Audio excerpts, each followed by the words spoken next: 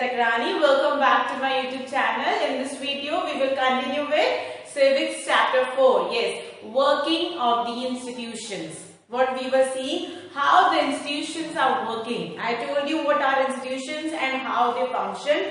Now we will see one by one the functioning of each institution in detail. So here we will start with the first one. In general, we call it legislature, or we can say the parliament, who are responsible for making laws. Okay, so what are their powers, what are their functions, who all are involved, because parliament is not a single person, who all are involved, all these things we are going to see in this video. So let us begin with the parliament. What is parliament? In our country, parliament is taken as a final authority for taking the decisions.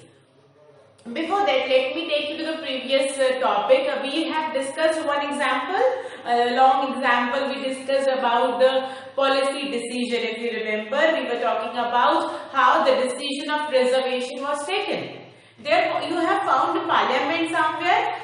No. Directly, there was nowhere it was mentioned about parliament. But if you will recall the things, you will get where the parliament was playing role. We have seen the president addressed it. The parliament, it was discussed in the parliament. It was not passed at the first instance. So all these things when we have seen means there was a role of the parliament, and there was a major role of the parliament, because parliament is the highest authority, final authority. If parliament will not support, it will never come into existence. It will never become a law.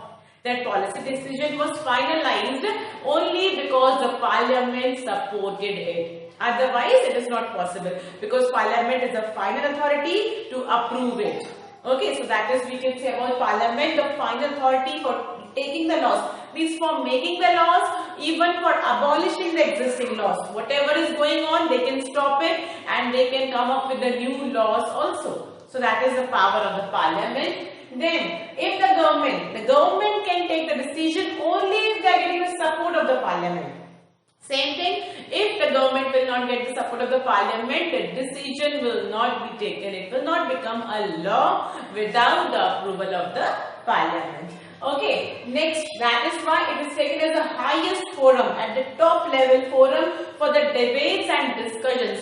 Anything they suggested, like Mandal Commission, they come up with the suggestion that we want reservation, people discussed and the new person came. But if it is not discussed and debated in the parliament, it will not become a law. So the highest forum at the national issues, policies, anything is taken to the parliament and it is discussed and debated there. Okay. Now that is all in parliament. This parliament, as a wide country, different countries are having the parliament. Accordingly, the name is different. Okay. And now our country, it is divided into two divisions. For the more smooth functioning, it is divided into two, that is the Lok Sabha and the Rajya Sabha. There are two houses of the parliament. One is directly elected by the people and one is indirectly. People are elected for the special purpose. Mainly they are looking after the state level issues and they are there for the special purposes, and some these are decided for they are elected by the people, directly by the people. Okay, so what these two houses are doing, what are their powers, you will see. So what we are doing actually, you might be feeling something familiar and similar. Last year also you have studied why do we need a parliament. There was a single chapter you have already studied. So what these houses are doing, the Lok Sabha and the Rajya Sabha, we will be seeing the functions of both, Rajya Sabha and Lok Sabha, both.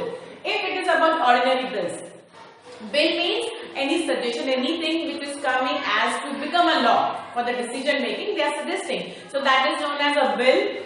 That bill is to be passed by both the houses. Then it will be approved.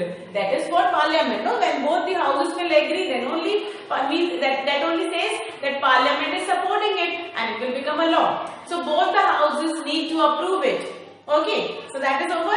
Sometimes if there are differences, there are clashes, the opinions are not matching, they come up with the joint session. Both the sessions sit together and decide. Now, as the Lok Sabha is having more members, the decision is more likely to prevail.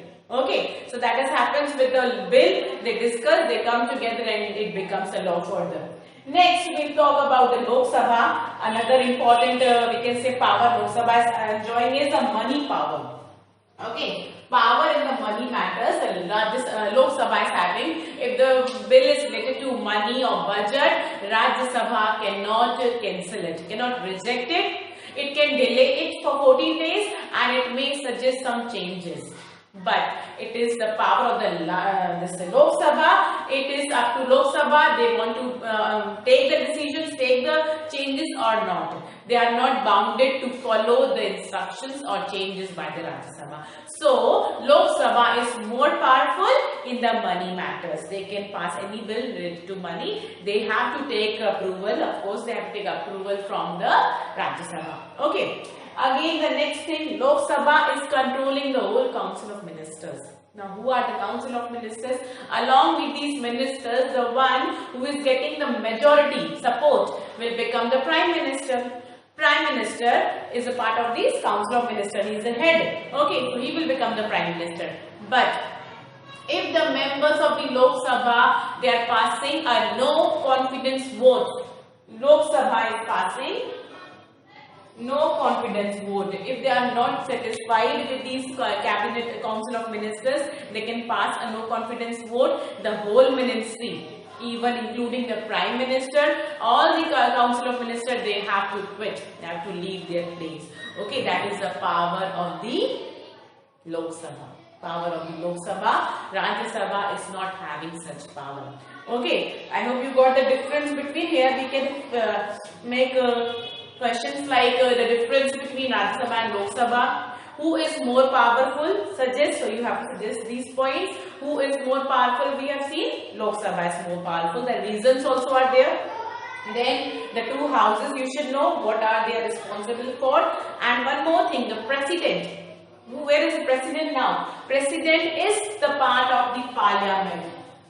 President is a part of the parliament, but not part of either of the houses. He or she does not belong to either of the houses. Not Lok Sabha, nor Rajya Sabha, but is a part of the parliament. Okay, so this is all about the parliament, how they work, how they are elected. That is something already you were basics you were knowing, but you should know the clear idea, a comparative study, what is Lok Sabha, what is Rajya Sabha, what they do, and majorly what is their role in decision making. We have seen in the decision making, the policy decision of the reservation, how all these people have played their role. In the next video, we'll come to the second more important institution, that is executives. What is their role, their types and their functions we'll be seeing. Okay, so till then you prepare all these things what I have told you and stay well. Goodbye.